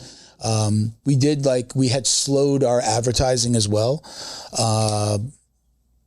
just because we had more barter sponsorships than we did paying sponsors, and we did that strategically. So that money was going towards, the advertising. So we pulled back a little bit. So even before Wodify, though, I increased it again. Things have been going well. And all that money goes right back into the pocket. I'm like not pocketing any of it. Black Belt pays the bills. This other stuff, Academy Safe, Jiu Jitsu Dummies, all of the money goes right back into them. And if not, actually, I'd probably put in more of my own money to just have them grow and to build. So anything that comes in sponsorship-wise goes right into paying for the studio or advertising, which we've always done. So we run Google ads, we run social media ads. That's the difference between us and a lot of people like, how were you around so long? And I'm like, you can't, it's not build it and they will come. Yeah. It's not recorded and people are going to listen. You have to get it out in front of people and reinvest. And so it's one of the reasons why the podcast has been successful and we get so many eyeballs is because we're actually advertising and getting it in front of people. So we're always getting new viewers. So anyway, shout out to Wodify. Shout out to Flow and Roll. Thank you guys for your support. Shout out to Fight Tape. Let everybody know where they can find the Fight Tape once again and where they can find you. Ladies and gentlemen, boys and girls, children of all ages. I like when you do it with the Russian act. You usually start with the Russian act. That's your go-to. Hello. Everyone, please, listen. Number one, hand wrapping for everybody. Can I call out the country? Like, can I? To you ever see extent. That? Like, it'd be like Russian right in the middle, and you keep on going, but then you switch the accent. Can you do that? Some of them. All right, other ones take me a little bit to kind of get into. So start with Russia. Right. Hello, welcome, fighter, promoter, countryman of combat sport. Brazilian. Brother, please. Must need for your hands to be wrapped. The gauze and the tap is very important for you to make a good wrapping for you, my friend. So fightshitape.us is very important. Fightshitape.us. What is very good. Where is it that you lived? Thailand. Thai. Hold on, that one's kind of nasally. I gotta I might not have it. I don't think I have it at the moment. You got it. You can do it. Your Russian went slowly from Russian to Brazilian. Yeah, like it felt it like slowly turn. Oh, Ben Koch. No, you did it before the Ang Bak guy. When you said Ang Bak. No, I don't. I'm not feeling it at the moment because I gotta do say certain words. Let's see if you can do Southern, U.S., English, Southern. Oh my Lord! I tell you what, man, you ain't got nothing about none, man. I tell you what. Look at me right here. You go on that Instagram and you take an elbow and you smash it into MMA Coach Ben and on that follow button. You elbow smash that follow button, MMA Coach Ben. You follow me right there, but I tell you what, it's gonna be good. I tell you. Is that it? Is that all your handles? No, I got to. Okay, go ahead. Do your thing. Bro. I don't even know. You want another accent? No, I can't even think of. I don't know what other countries you know. Oi, mate. You've got to go, right? You have a go. You have a smash on that fighttape.us. You have a smash on the MMA Coach Ben, right? We fancy it up. Have a good one. WWE. Listen here, brother. You want to be the baddest. You want to be the best. You got to put yourself in the position to do it. Hard work, determination. Take your steroids, my vitamins. Right, brother? You can do that. You're amazing, bro. Thank you. I appreciate you, man. You are. You're a very unique individial, man. That is very true. You were the way that this happened for people that don't know. You came on the show. Yep. And I remember it. I'm used to this is kind of how I handle stuff. When somebody like offers me or like tries to come on the show, I'll be like, yeah. Reach out. I give it to them. Mm-hmm. It's how I used to hire. I would interview somebody and then be like, we'll let you know, and not let them know. And the people that were like, hey, I just wanted to check in. That's the one you want. The one that wants it. Like that's how we used to hire. I think I hit you up like 2 or 3 times and didn't get much action. And then you had on John Y. and Eric Morel. And I was like, John, help me out. And he's like, gotcha. So you had come on, and then you were like, when you left that day, you said, hey man, if you ever need anybody to come in and sit in, or you just want me to, like, you went like, if you ever need a co-host. No, that was one of the first things I said to you. Yeah. I came in, you were giving me the load. I'm like, oh no, I'll be around. You're like, what do you mean? I'm like, you're going to ask me to be your co-host by the time we're done here today. Did you say that? Because I said the same thing to Mitchell the first time I commentated. Yeah. I was like, you're going to ask me to stay after this. Yeah. And I totally digested it, but didn't know you well yet. Mm-hmm. And then we started conversation. Did you come on a second time?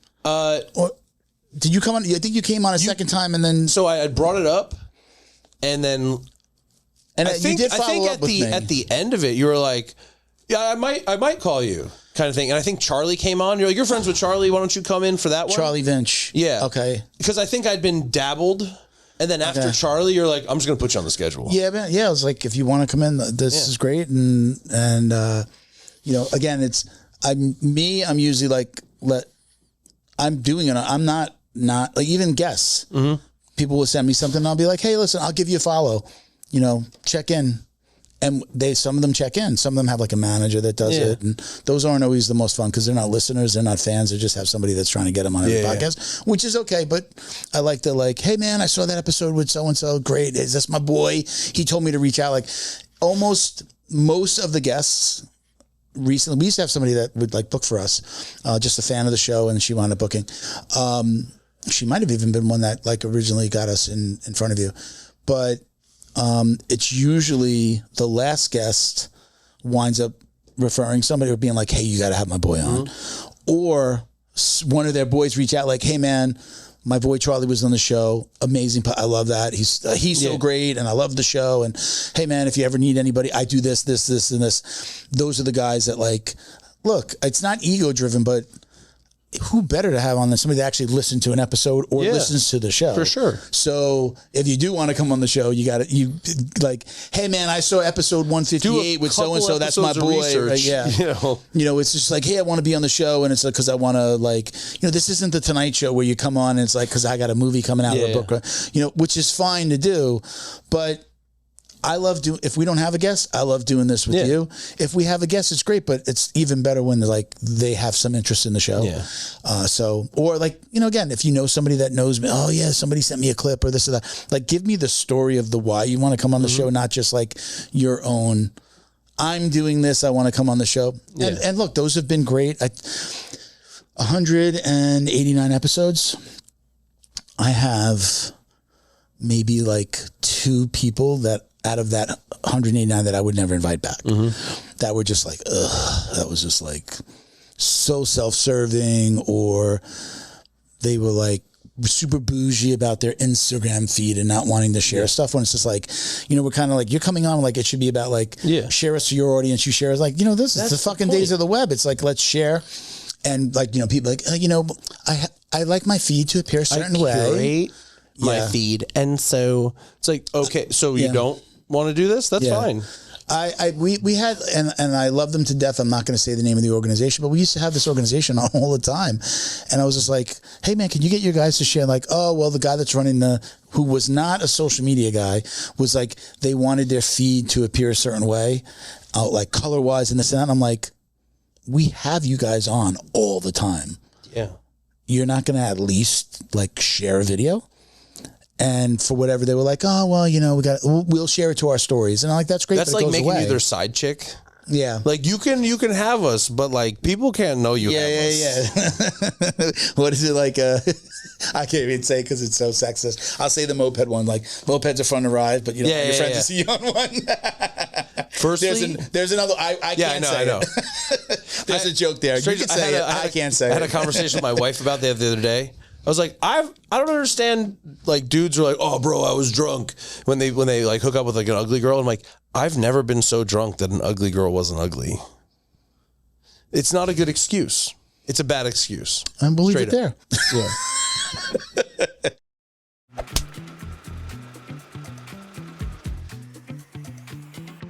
Hey, fellow Jiu Jitsu dummies. Think about this. How well do you know the people who are training your kids? Does your academy run background checks on all staff members, not just the owner? That's why there's Academy Safe. We mandate those checks, plus crucial U.S. Center for Safe Sport certification and concussion training. But we require even more. Our accredited gyms must also have defibrillators on premises, CPR, first aid, and AED certification, security cameras, verification of coach lineage and ranks, and business insurance. Don't guess. No. Demand safety for your family. Find an accredited gym at academysafe.org. Academy Safe, the highest standards in martial arts safety. Special thank you to the crew over at Flow and Roll for all their support. Flow and Roll is renowned for their incredible no-gi rash guards, shorts, and leggings. Flow and Roll has quickly become the premier custom apparel provider for academies big and small throughout the United States. Reach out today to discuss your custom order and ask about their incredible pre-order program. You can send an email to flowandroll@gmail.com or visit their Instagram at flow_n_roll and shoot them a direct message. And yes, they can create an awesome custom gi for your academy as well. Visit flowandroll.com to check out their awesome designs, and remember, you'll get 20% off your purchase of t-shirts, rash guards, or gis with code JJD.